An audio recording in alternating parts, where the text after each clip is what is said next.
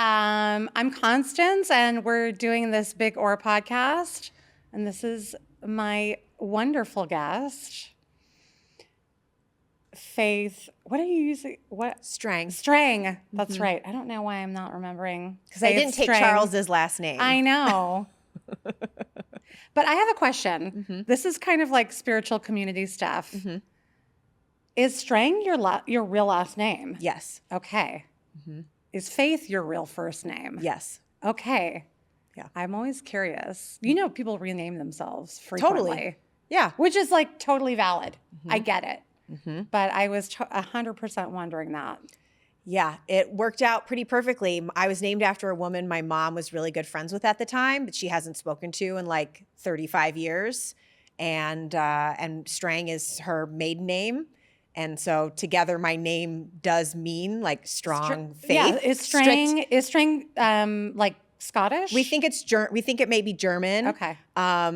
My grandfather was adopted, which is like a whole other thing, so we don't really know. And then I ended up finding my way into this work, and so I just talk about choosing your name. I must have. Oh, 100%. I was just watching something on this because like all I do is, do my work, walk my dog. Listen to all sorts of stuff until I'm saturated. And then I listen to books on Audible and some music and process. Like, I feel like all I'm doing right now is just like gathering information. Mm-hmm. And every once in a while I'm like, what are we doing? Like, where are we going with it? I know where I feel like I'm going. Yeah. I have like a blueprint, but I want you. So, we met, I want to say, if I remember that chakra workshop that you did at News House Retreat, I believe it was in April of last year. Does that sound right to you? Could have been. I'd have to look at the date. I should have checked. Kind of a blur. It feels like a lifetime ago. It does feel like a lifetime ago. But it was a great workshop. Thank you. And as I was saying before we started filming, I still have the handout, and I referred to it a lot of times. And but funny enough, once we had made some, once we had actually met and became, and I started following you on Instagram, I found out that I've known your husband for about 20 years. Yep. I was like, oh. And then I realized, oh, that's why she looked so familiar, because I'd seen you. I remember seeing your picture in his social, and I was like, oh, he got so lucky. Oh. Because Charles is the best. He's such a good guy. Yeah. And he deserves a great lady. And like, you are that, like, you're amazing. But I remember even when I first saw your pictures, I was like, who is this otherworldly creature? But truly, for real. I feel pretty lucky. He's pretty great. He is pretty great. Yeah. I would agree with that. But yeah, so we met, but then I feel like it's not like we just met. Plus, here's the other funny thing. So I ended up following James, like Jeriana's Love, who is your old neighbor, I guess. Your own? Your own. Oh, yeah. I don't know how to pronounce. Well, clearly I don't know how to pronounce his name. That's good, because I'm going to go do a session with him in July. Oh, amazing! Have you done it? I've done his group session that he does regularly at Liberate. I did it too. I've only done that with him, but it's on my list to do like well, it's hard to get an appointment. Yeah, I know he doesn't take that many. He's so booked up too. Yeah. Yeah. I guess there's one like in the middle of July, because it's my birthday present to myself. Good for you. Yes. I love that. Yeah. So I'm so excited. But when I went to go see him at Liberate and do the past life regression, I don't know how you came up. I don't remember actually, but you did. You came up. Or maybe I was like, oh, and also like Faith follows you. And he was like, oh, Faith used to be my neighbor. Or you are neighbors now? Not before anymore. You moved. Yes, before we moved. Yes.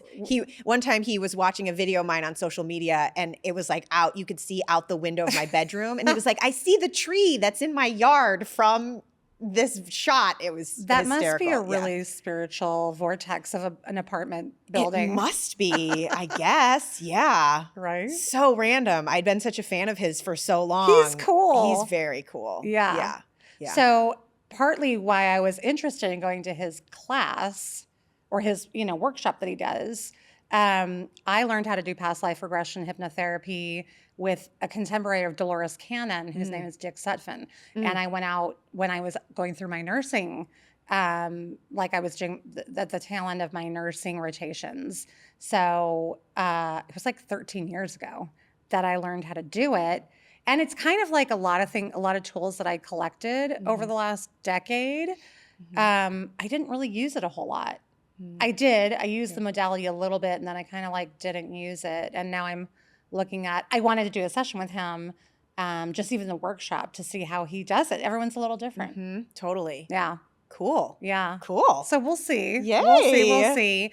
But I kind of wanted to talk about what you do, which is something unique. I have never seen anybody do what you do specifically. And I want you to tell us what you do so that people can understand what you do. And you have to follow, we'll get to this at the end, but you have to follow Faith.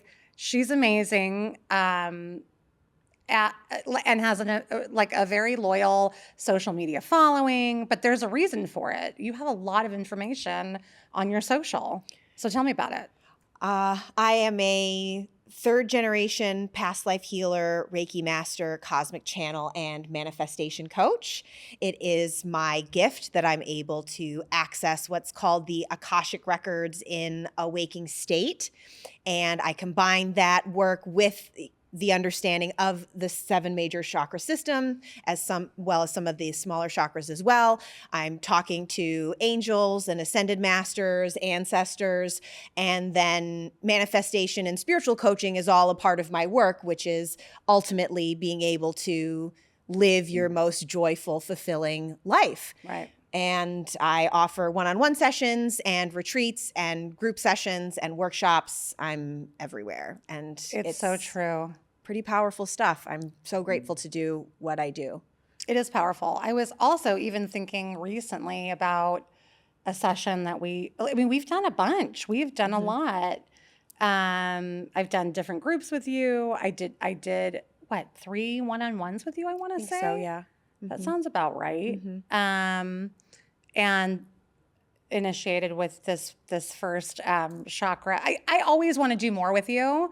It's just like there's not enough time. I know. You know what I mean? It's like if I could do everything that I want to do, I would have no ability to work or integrate or do anything else. I mean, it always sounds fun. But I like every retreat that you offer, I always want to go. So, well, tell me, okay, this is part of what I'd like to know. In your work, the spiritual response therapy, is that what you call it? Spiritual? That's the modality my mother and grandmother did. Right. So tell me about that. So that is a modality that uses these charts and a pendulum to identify and clear past life trauma and the subconscious beliefs that are limiting oneself as a result of this trauma. Then you can replace them with positive aspects of your soul. And then it goes into a lot of other things too that I don't really understand. You don't have to, but you just know that there's very deep levels of healing that are happening. And that was my exposure to past life healing that my mother started doing with me when I was 5. My grandmother had come across that modality because she went back to school to get her master's degree in psychology. And there were, since the, I don't know, maybe 60s, 70s, there have been people in that community who've been using pendulums to access the higher self, the subconscious self of their patients. And this gentleman who channeled this material, Robert E. Detzler, he was actually a unity minister. And he had a friend who was doing that work. And he had the inspiration that, well, if you can access an individual's subconscious, you should be able to access the collective subconscious, which is what the Akashic Records is. And so then he channeled this information that, again, I was exposed to very young, ideas about past lives, the mind-body-spirit connection, parallel lives, angels, guardians, those sort of things. And then I started doing it myself when I was 19. And so that's really where my foundation of my beliefs come from and my connection with spirit and my high self. Yeah. And since then, it's certainly evolved over time. I mean, 19 years, like starting that when you're 19 years old, that's got to be like a powerful arc of understanding. I mean, any modality that you would of any kind that you would use for that long, the depth of your understanding and intuition is going to be crazy high. I'm guessing. I mean, I think I'm pretty intuitive at this point, but it's also because I've done so much work and I've had this modality in my back pocket that's helped me get through layer after layer after layer after layer after layer, even if I didn't know exactly what it was. Sure. And that set me up for what I found in my work, which is the longer I work with people, the more their psychic abilities open up just naturally. Yeah, right. Because we are all intensely psychic, but we have trauma and physical pain and overstimulation and environmental stresses that make it difficult for us to tune in. But when we do this multidimensional healing work, it's much easier to trust those little impulses from spirit that we are actually getting on a daily basis. So, right. And yeah, at this point, I think my intuition is pretty high. It's got to be. But then there's still more for me to do. Did you right? do sessions for other people at that age?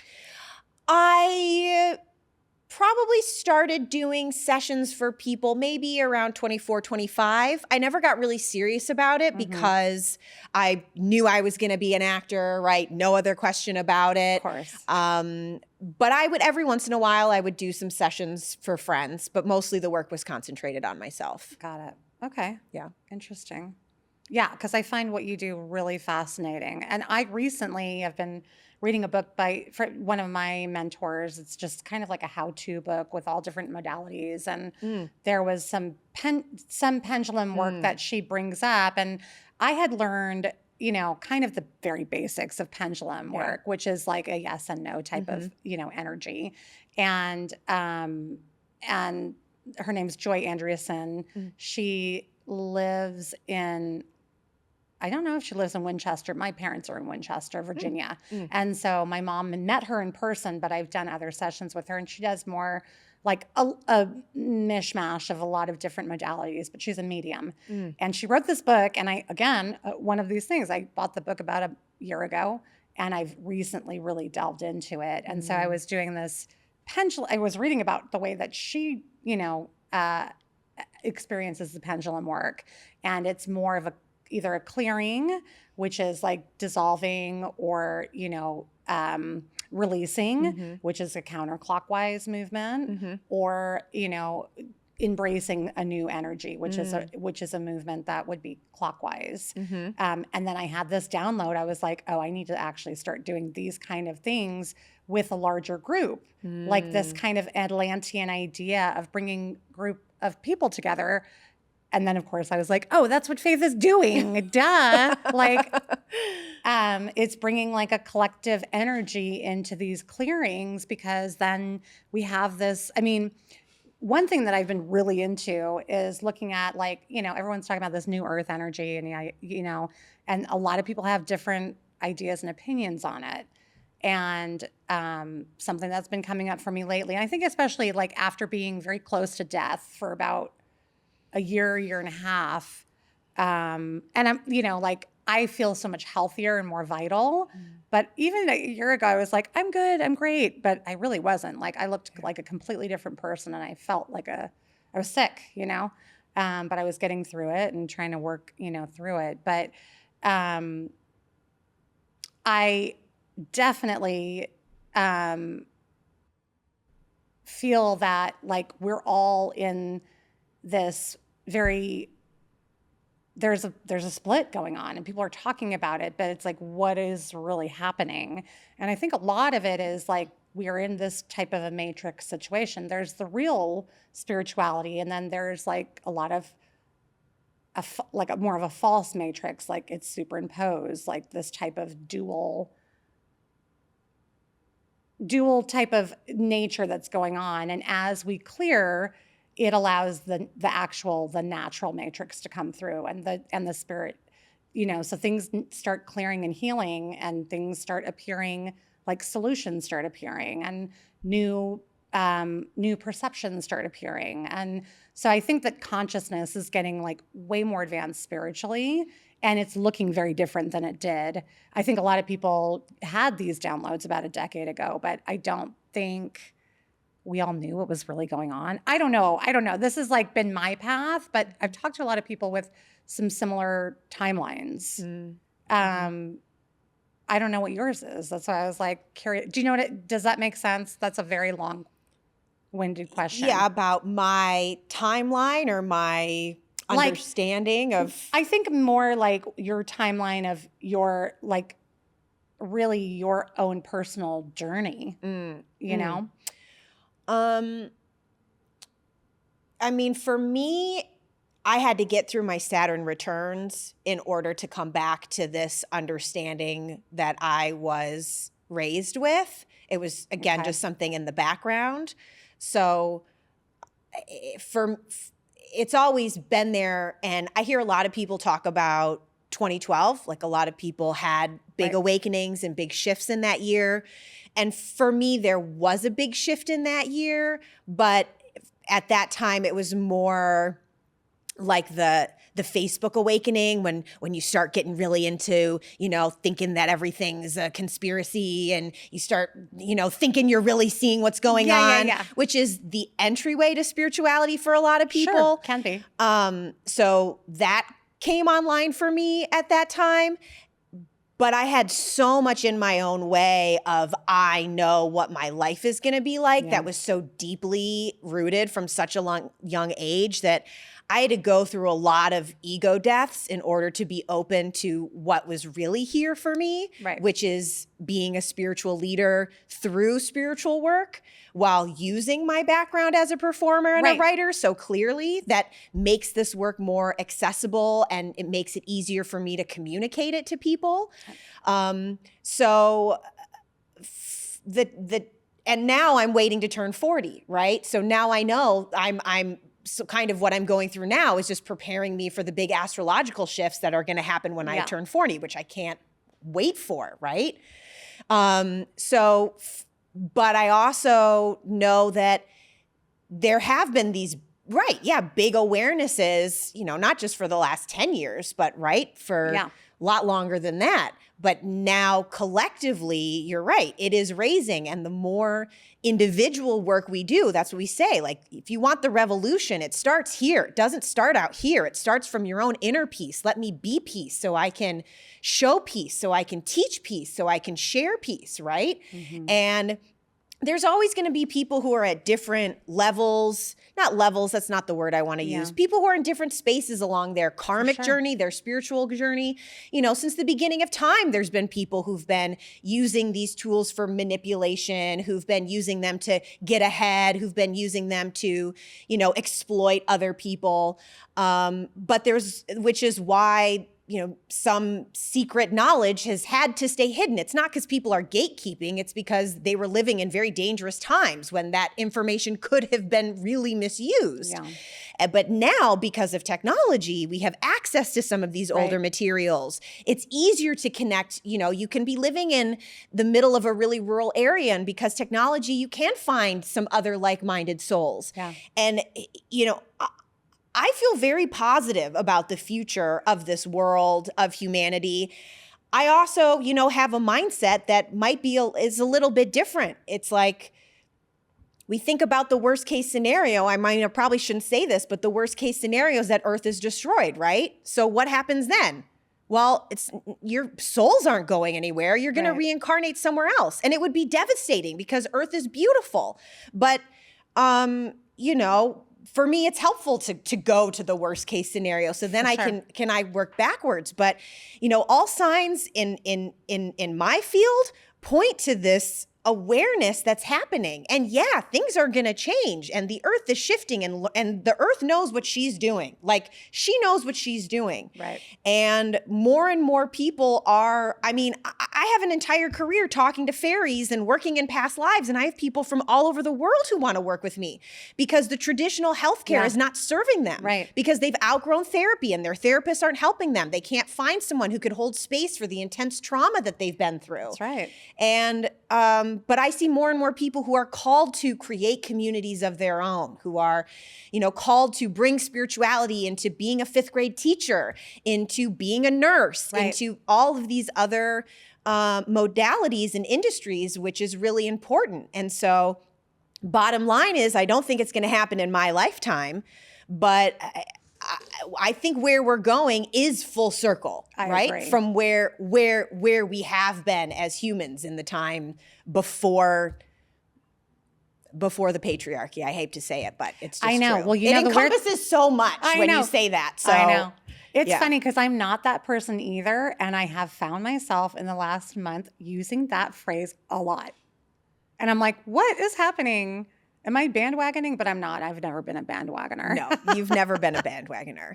But it's so interesting the first time I really started to think, wait, well, what existed before this paradigm, before these rules, before this religion, before this structure? Like nobody talked about that in my history classes. Right. And the deeper I go into my own past lives, the deeper I do in my work with other people, and I, read my own spiritual texts, you're like, oh, there's a lot that happened before what we understand as history. And that is what's bubbling to the surface, right? Community, care, working with the earth, right? Lack of competition. Right. And of course, all these things that, the many indigenous tribes continue to carry forward and are screaming at us to pay attention to for so long. And so we're all on this journey together. I agree. I agree. And that's partly why I wanted to start having these conversations, is to, again, bring it to people who don't live in Los Angeles or, Venice, California, or, like all these places that are, perceived as more progressive because they tend to be. Right. They've got that history there too. And so there is a beautiful thing. It's also, I think all the time about how lovely it would be to move out of Los Angeles. I honestly can't wait to be mostly out of Los Angeles. I hear you. It's a really dense energy. If you're an intuitive person, we all are, but being somebody who I am very tuned into the energy around me. I don't like to use the word empath. Mm-hmm. I feel like it's using like the word light worker all the time. I'm like, I don't define myself with those types of terms, but I do know that I'm very sensitive to energy, and it can create a lot of noise, even just in my head. Like the crown chakra situation for me lately has been, I'm like, I just need to get out of this dense energy and be in some nature so I can get some more clear downloads about my next steps. Yeah, absolutely. Which, it's now understanding that just living in a city is stressful. It's now very much understood. Just living in a city is stressful. And so the goal is always, right, how do I have that access to nature, which we have so much of this in LA. We're so blessed. How can I protect myself, have access to the culture and the different ideas that are so important to me, and find my people while also being able to experience real stillness and quiet and connection. And that's the dream, really, that's the dream. Yeah.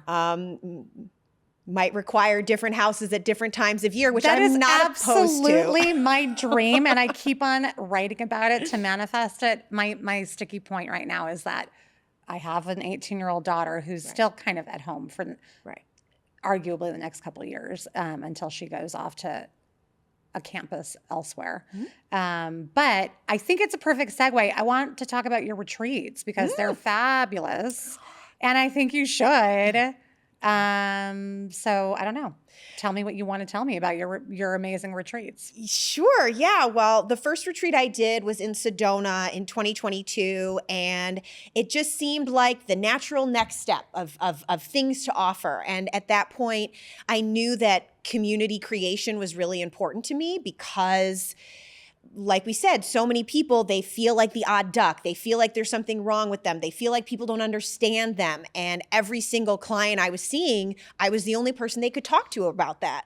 So it was important for me to create these virtual spaces. And then the natural next step seemed to be like, well, let me create these in-person spaces for people to come and have these really healing environments to meet each other and to reconnect, to have a fucking break. Yeah. Can I swear on this podcast? Yes, you can. Okay, good. Just checking. And so after that retreat, I realized how really profound spiritual retreats are. And of course, tuning into the history of pilgrimages, of vision quests, of dedicated time for spiritual practice that is not part of our lives anymore. Mm-hmm. And it's just so important that we share those spaces together. And there were a couple things that went wrong on this retreat, and it didn't even matter, because if you get a bunch of high frequency people in a high frequency place, you could feed them cardboard and they're going to be so happy about it. Not that I would ever do that, but we had a 4-day retreat and people were saying it was the best vacation of their lives. They had these really intense friendships and emotional breakthroughs they learned. And I went, okay, so this is an important part of my experience and a part of what I'm offering. And then as I prepared for what was next, I realized I was being called to specific parts of the world to bring people together in order to celebrate the culture of that place, to celebrate and connect with the land of that place, to offer healing to the land of that place, to honor the stewards of that land, and to give people an unforgettable adventure, both internally and externally. So the next retreat that happened was in San Miguel de Allende. I'm in love with San Miguel. Also was another synchronicity that we had in common. So I got this amazing. Actually, that's this mine. tattoo and this tattoo. Oh my gosh, I love it. I was noticing that one. That's beautiful. It's new. And I mean, San Miguel, what an incredibly special place. Obsessed. And that one was a plant medicine retreat. That's not something that's in my skill set. I don't think I would be comfortable with that. Yeah. But we had the practitioners, the facilitators come in who share that lineage, and it was so transformative. Like I could spend the next hour just telling you about all the transformations. Well, maybe I'll have you back and for that. Maybe that would be cool. Healings that happened, and once again, it just affirmed, like, I love to do this. I love to support people in this way.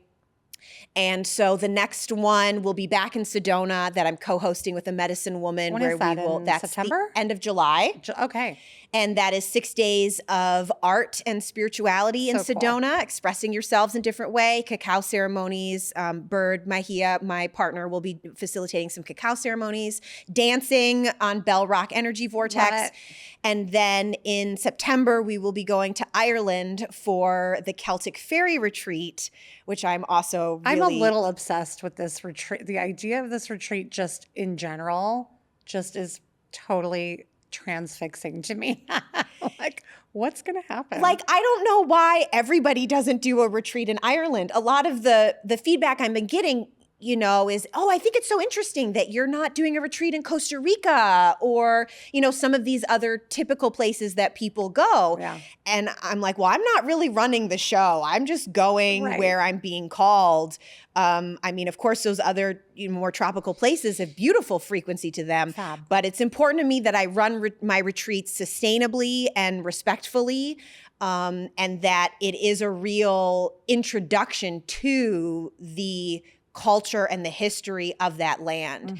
And Ireland has just been knocking so hard for so long. And the people who have been called to all my retreats are called for different things. It's always interesting to see who's called for different ways. But it seems like a really profound aspect of my work that I'm excited to continue to build. That's so cool. Offer. How many days is that retreat? 7 days. Oh, wow. Yeah. So cool. Yeah. I recently have been watching like a bunch of different, I've gotten very deep into, do you know Matthias? It'd be great if I knew his last name. My brain's not working today. But he's done all these, like he goes into these areas and opens up these different keys. He goes into these different places where there are portals, like either, it's either Stonehenge or like different rock formations that are natural. And there's a lot of those, I guess, in Scotland. Or, the pyramids in Egypt, and he goes and like reopens keys, but talks about how they correlate different parts of the different parts of the world have their own chakra system. Yeah. And as you go and open up those chakras for the planet Earth, it allows the Earth to continue to have its spiritual ascension. Right, which is a really interesting concept. Why most of those sacred sites were created, and that leads to the understanding of ley lines and the energy meridians, right? Which many intuitives have channeled over the years, these lines that connect these sacred sites to each other. And when we really deepen our understanding of how intimately connected we are, that and revisiting the real purpose of these spiritual sites, both man-made and naturally created, absolutely, that opens up new frequencies. It sends healing energies through the ley lines, people who are there. It's really exciting. And the interconnectedness is what we have no choice but to come back to. And my goal too is to visit as many sacred sites as possible, historical sites, because traveling now as a psychic is so much more exciting. And the downloads that I get when I go to these different places are just so exciting and so interesting that I'm looking forward to that aspect being a further part of my work too, and incorporated with the retreats as well. Yeah. No, it's super powerful. I don't know if I shared this with you, but I ended up the last time I was in San Miguel, I was really physically doing very badly with a lot of chronic pain. It was just like because of all the infusions, I was having kind of fibromyalgic kind of pain, even though the cancer was much better. I was just in a it would hit at different times. And when I look back now, I'm like, I really think there was like a lot of trauma and clearing that needed to happen for me. So I really looked at it as like I had to start a spiritual journey, which did start for me also in Mexico City. And then I didn't even know where I was going. And I got this very strong download to go to San Miguel. Nobody told me about San Miguel. Wow. Although people talk about it all the time. Now I know, but nobody talked to me about it. Yeah. So it was, and I did all the traveling by myself, which I would prefer to go with more people at this point, but but also if you're going on like spiritual walkabout, going alone is like kind of the vibe, right? But I was in a lot of physical pain, and I went down to San Miguel. I only had a couple days to go, and I was in El Charco, in that spot that's over, like if you can kind of see across the alien communication point. Maybe, I don't know, because I don't with the little spiral inside. Yes, yeah. The government built that. Maybe a local government. I'm not sure exactly, but they built it with the intention to communicate with extraterrestrials. Are you talking about that greenhouse that's got all that? I don't think so. I think it was just like a small black, like stone kind of pyramid, but it's like a weird shape and you can walk inside. No, I haven't been there, but, but there's a spot, although maybe I have been there actually. Like I've been there many times. I love it there. Lots of pictures. Yeah. It's really magical. Yeah. The energy there is extremely high. But there's that spot where they've got all the indigenous plants. It's kind of like a greenhouse. It's like indoor, outdoor, beautifully laid out. And I sat down on this bench and was like, I was sitting there in a lot of pain, and I just started like really going into my body, and I had what I can only describe as like my wing activation. I was like, what just happened? And the pain went away. Wow. I did have recurring pain in a different way, like 2-3 months later. But it's been interesting because a lot of the work that I did around healing my physicality ended up being very metaphysical, you know, and as soon as I would have these activations or downloads, the pain would either get substantially better or would go away. But it required a lot of emotional pain to be released. Yeah. You know, and that's a process. It's not like, oh, I see that I'm having a problem here. I'm just going to like let it go. Right. So actually, here's the thing. So I think I know that there's a lot of talk about like this concept of alchemy or like how do you get into somatic work? I don't know what your take is on it. Kind of about this topic we're talking about in terms of the release of the work that you do. In your work personally and maybe with your clients, what do you find people are like, how are they experiencing that? How are they experiencing like their upgrades? I would say it's different. How do they experience their upgrades? Do you know? Maybe I should make it more personal. I mean, a lot happens in my sessions with people. That's where a lot of work happens. Right. You know, people have their own tools that they use too. But I think it's just different for everyone. But hopefully we're getting to a place where everyone is doing the emotional work along with the physical healing work, because they shouldn't be separate. They're not separate. They're not separate. Right. Yeah. Yeah. Yeah. You know, I just did a week-long holotropic breathwork retreat, and I'd never done anything like that before.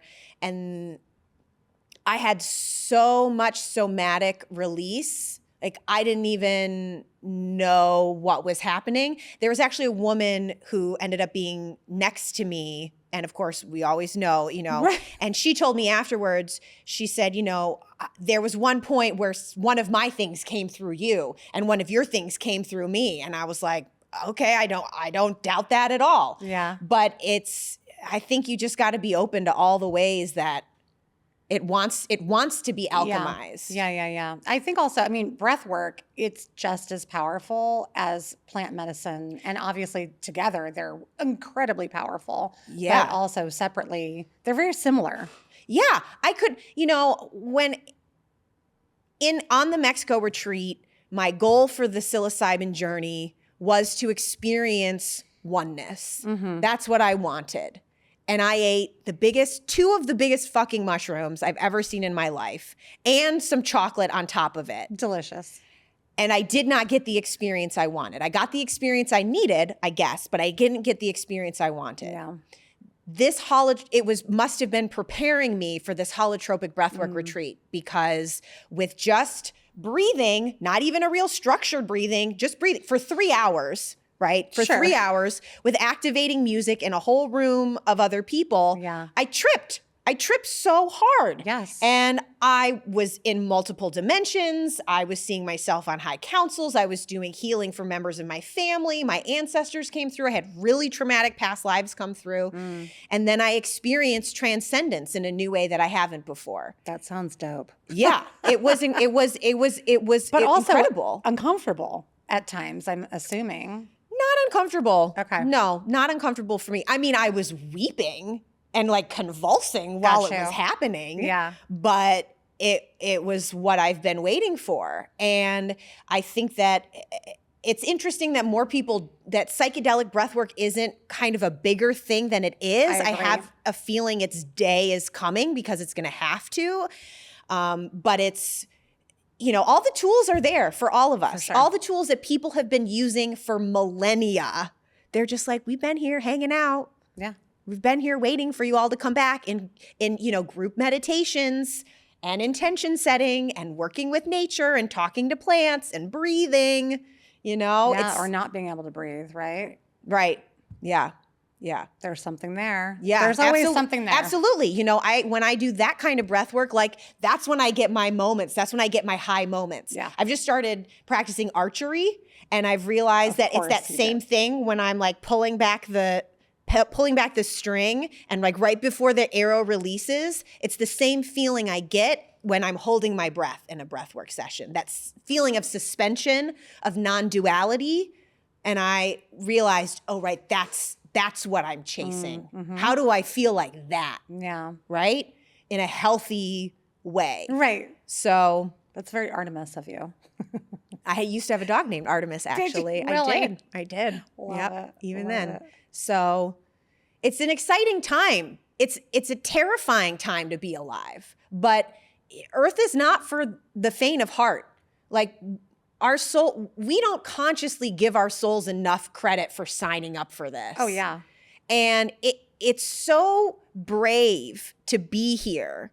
And it is exciting to bear witness, to know that I chose to be born in the generation I was born in, Right. at the year I was born in, so that I could watch things uncover as they have and be prepared to be of service in the way that I am now. Mm-hmm. Also knowing that the earth is not my responsibility. Right. You know, myself, my community, what I can do is my responsibility. Right. But the big thing, right, the overwhelm that so many of us experience comes from feeling like there's too much, I'm not doing enough. Yeah. But it's coming into a faith that like you're not the only one. Yeah. There's a lot of us. Why don't you trust that there are actually a lot of you doing this work in their own ways? 100%. And that takes some of that pressure off. And it also, you know, opens you up to new frequencies too. I've found recently, because I've always been very entrepreneurial, that I'm like, I always have so many ideas. I was like, I could do this and I could do that and blah, blah, blah, blah, blah, blah. And I recently, again, had to kind of like slow myself down and check myself and be like, I don't think it's kind of this idea of breath work, right? Like I need to take an intellectual breath and stop trying to like conceive of what it is and let there be enough space that like spirit and downloads and my intuition and the consciousness can come through clearly. Yeah. And I can allow that to be the much bigger picture rather than sometimes what I've done is just get very busy with a lot of projects. And then because I'm worried that I won't Isn't that do the right thing? one. Right? Yeah. So I'm like, I have to do them all. Right. Which of course is not, it's hard on the body. It's hard to be such a receptacle for good ideas. It's challenging to have so many good ideas, right? Yeah. And it's this constant, you know, you're constantly doing this, right? You're creating and then you're sitting and bringing in spaciousness, right? And you're creating and then you're letting it simmer for a little bit. Mm-hmm. And that, I think that takes time to learn how to do that. That's an art in and of itself. Yeah. I started reading The Creative Act by Rick Rubin about a year-ish ago. And I listened to it on Audible, and I also read it off and on, depending on what kind of time I have. Because it's one of those books you could literally read a minute a day, and it's very effective. And I love it because I think the main thing with the way that I create, it's not that I've got all these, it's like literally I'm just tapping into the collective consciousness. And sometimes for me, it's like I just have to limit the amount of time that I indulge myself in that because it's not always the most effective use of my energy and time to be constantly trying to come up with new ideas. Like execute one or work on the one. But yeah, I think I found myself recently having to put a couple things down and just wait. Yeah. But I had something incredibly powerful come through. And I was like, oh, okay. And it actually reminded me, we did a session when I was in Mexico City. It was really loud. Yeah. Do you remember this? And and again, it's one of those funny things that I do remember. I don't remember all of our session, like every detail of all of our sessions, but the important things I always did. And you had talked about that in some other dimensionality, I was a DJ, and I was like, oh, okay, that sounds cool. I remember that. Right? And I was like, because I was a musician growing up. I started singing before I ever started talking, and I played several instruments, and I mean, I am in love with music. It's such a part of who I am. And then I had some damage to my voice about 7 years ago. That was so bad that I could not talk for a month maybe. And then my voice for almost 2 years my singing voice was completely gone, and I've been able to restore it to pretty good working order. But like very heartbroken about that. Like I would cry about it all the time. It was like, I literally lost my voice. And, and I had this intuitive I was like, oh, I really want to start singing again, but I can't sing anymore. And then I thought, well, you couldn't really, arguably I couldn't write 2 years ago, but I started journaling every day. And I just finished an article that's going to be published. We'll see where. I'm submitting it starting on Monday. Amazing. I'm very proud of it. It's pretty fabulous. I've also had really good writing teachers. And so I had this download, like take a break, not completely because I love journaling too much, but I don't need to do as much of it. Pull back on that and just start singing every day. Just exercise my voice. And I've already seen like within a week, big changes. I was like, let's see where we're at in 2 years. I just went into the studio and like did a vocal track, but like something very exciting that I'm working on that is actually probably going to be a part of my modality. We will see.